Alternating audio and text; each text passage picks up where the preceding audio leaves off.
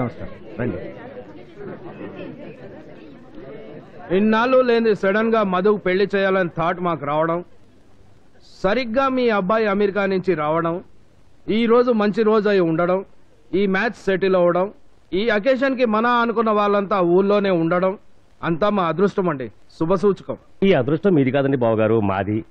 మీలాంటి ఫ్యామిలీతో ఏ ప్రయత్నం లేకుండా సంబంధం కుదరటం అంటే మాటలా, అంతా మా వాడి లక్కండి. ఏమిటమ్మా మాటలు? ఏ తండ్రైనా తన బిడ్డ సుఖాన్ని కోరుకుంటాడు కానీ కష్టాన్ని కాదు. నువ్వు సుఖపడాలని ఈ సంబంధం చూశారమ్మా మీ నాన్నగారు. ఆయన ప్రెస్టేజ్ కోసం, స్టేటస్ కోసం ఈ సంబంధం తెచ్చారు. ఒకరిని ప్రేమించిన నన్ను ఇంకొకరికి అంటకట్టడానికి ప్రయత్నిస్తున్న ఆయన నాకు తండ్రి ఎలా అవుతాడు? ఇదిగో మీ అందరికీ ఆఖరి మాటగా చెప్తున్నాను వినండి. ఒకరిని ప్రేమించి ఇంకొకరితో సంసారం అనే వ్యభిచారం నేను చేయలేను.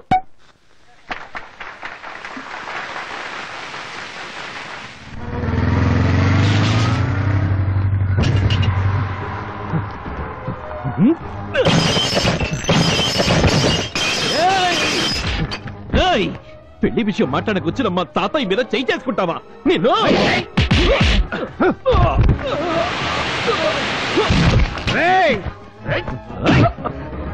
కొసలడానికి కూడా చూడకుండా గుడ్డలు బాదినట్టు మీరు మనుషులేనా? ఆయన కొట్టడం కదా, దమ్ముంటే నన్ను కొట్టండి. కమాన్,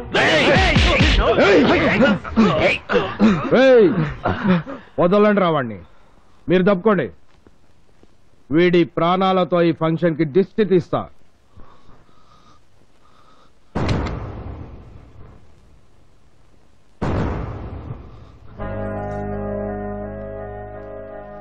కాల్చండి నాన్న, ఆగిపోయారే. ముందు నన్ను చంపిన తర్వాత సీను చంపండి. మధు, ఇది నా తండ్రికి నాకు సంబంధించిన విషయం. మీరెవరూ మాట్లాడకండి. అంతా వినండి. ఇక్కడ పెళ్లి కొడుకు ఎవరో అతనికి చెప్తున్నాను. ఈ పెళ్లి నాకు ఇష్టం లేదు. ఇతను నేను ప్రేమించుకున్నాం. బతికుంటే పెళ్లి చేసుకుంటాం, లేకపోతే కలిసి చేస్తాం. మధు, అవునన్నా, నీకు ఇష్టం లేకపోయినా నేను ఇతన్నే చేసుకుంటాను. నీ ఆస్తి నాకు అవసరం లేదు. నీ ఇంటి పేరులో ఇనీషియల్ కూడా నేను వాడుకోను. నీ కూతురు నన్ను బర్త్ సర్టిఫికెట్ ఇచ్చేసి రోడ్డు మీద పెరిగిన ఒక అనాథల సీనుతో వెళ్ళిపోతాను. అందువల్ల మీ పరువు పోతుందనుకుంటే మమ్మల్ని చంపేయండి.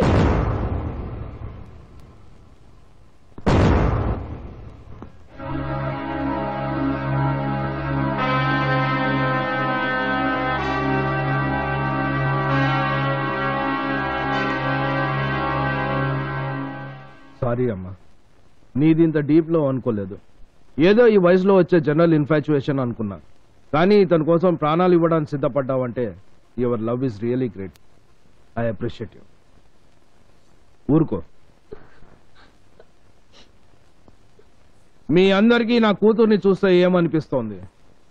నాకు మాత్రం నా కూతుర్లో సిన్సియారిటీ కనిపిస్తోంది. నా కూతుర్లో అతనంటే కమిట్మెంట్ కనిపిస్తుంది. తన ప్రేమ కోసం, ప్రేమించిన వ్యక్తి కోసం ప్రాణాలు ఇచ్చేంత గొప్ప ప్రేమదేవత కనిపిస్తోంది. తన మనసులోని ప్రేమ స్వార్థం లేనిదని, స్వచ్ఛమైందని అర్థమవుతోంది. నా కూతురు నిన్ను నమ్మి అన్నీ వదులుకొని నీతో వస్తానంటుంది. మరి నిన్ను నేనెలా నమ్మాలి? నీ సిన్సియారిటీ నాకెలా తెలుస్తుంది? నువ్వు దాని ఒంటి మీద నగలు చూసి ప్రేమించావో లేక దాని ఆస్తి చూసి ప్రేమించావో నాకు తెలియాలి కదా. పూటకి 10 కూరలేసి పెట్టకపోయినా పర్వాలేదు. కనీసం రోజుకు 2 పూటలు అన్నమైనా పెట్టగలవా?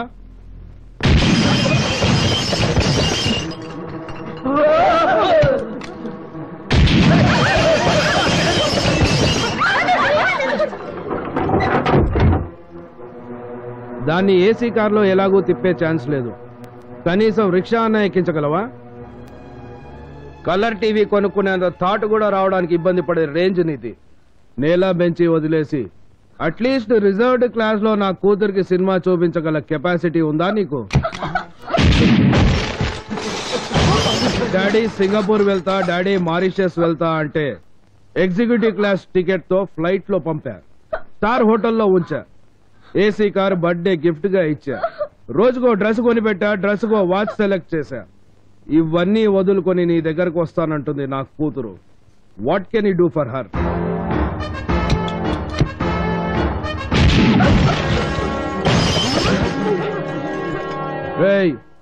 ఇప్పుడు నేను కాల్చి పారేసిన షాండ్లియర్స్ ఖరీదు 25 lakhs. సెకండ్స్ లో పెంకులు చేశా. నీ లైఫ్ లో అంత అమౌంట్ గురించి కలగని కూడా ఉండవు. నువ్వు నా కూతుర్ని ప్రేమించింది నిజమైతే నా కూతురుతో నువ్వు నిజంగా కలిసి 7 అడుగులు నడవాలనుకుంటుంటే నీ చిరిగిన చెప్పులు తీసేసి ఈ 25 లక్షలు విలువ చేసే గాజు పెంకుల మీద 10 అడుగులు నడుచుకుంటూరా. స్వయంగా నేనే నీ కాళ్ళు గడిగి కన్యాదానం చేస్తాను. కమాన్.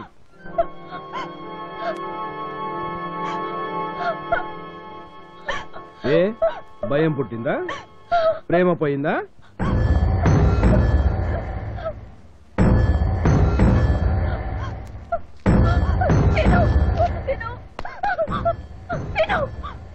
నా మాట విను. ప్లీజ్ నన్ను వదలండి.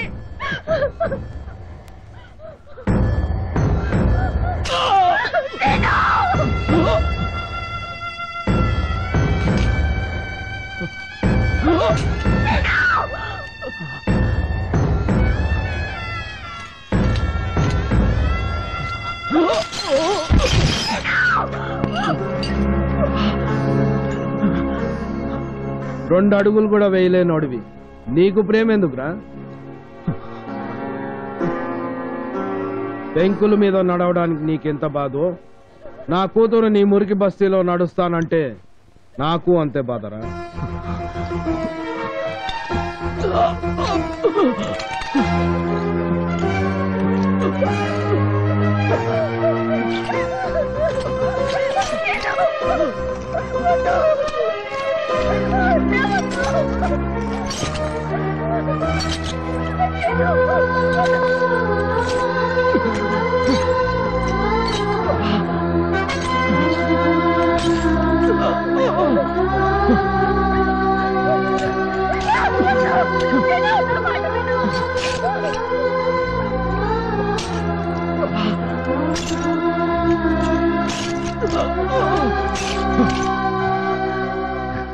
రే 7 అడుగులు కాదు, నా మధు కోసం 7 సముద్రాలు దాటి రమ్మన్నా వస్తాను.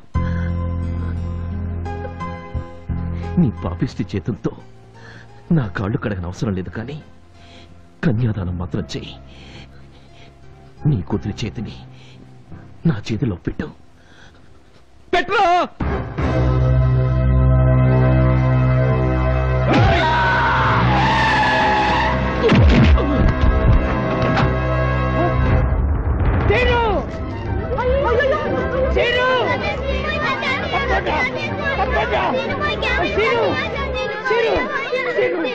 ఏంటది?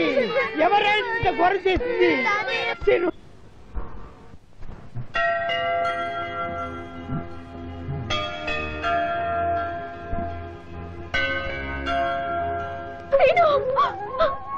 ఎలా ఉంది తాతగారు? జరిగిన దానికి నన్ను క్షమించండి. ఇందులో నీ తప్పేముందమ్మా, అంతా మా కర్మ. లేదు తాతగారు, దీనికి అంతటికి కారణం నేనే. ఇక నాకు చావైనా బ్రతికైనా అది సీనుతోనే. తన కోసం అన్ని వదులుకుని వచ్చేసాను. అవును తాతగారు, మా ఇంట్లో వాళ్ళు బలవంతంగా నాకు వేరే పెళ్లి చేయాలని చూస్తున్నారు. అందుకే పారిపోయి వచ్చేసాను. సీను, అరే సీను, నీకోసం ఎవరు వచ్చారో చూడు. మధురా. సీను, ఇంకా మునుగుతున్నావేంట్రా? లేచి కూర్చో. నీకోసం ఇంటి వాళ్ళని అన్నిటినీ వదులుకుని వచ్చేసిందిరా.